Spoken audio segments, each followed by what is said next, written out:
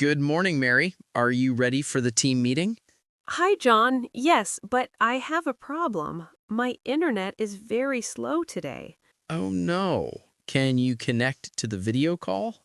I'm trying, but the connection keeps stopping.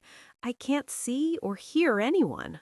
That's not good. Maybe you can restart your router. I already did that. It's still the same problem. Okay, let me check the company server. Maybe the problem is not your internet.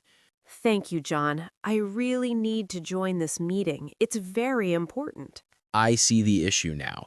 The server is having connection problems. Many people can't connect. So it's not just me?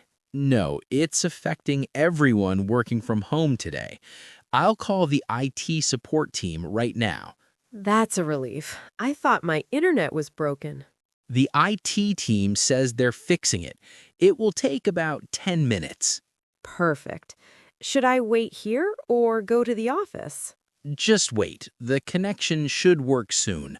I'll send you a message when it's ready. Great. Thanks for your help, John. No problem, Mary. We're a team. We help each other.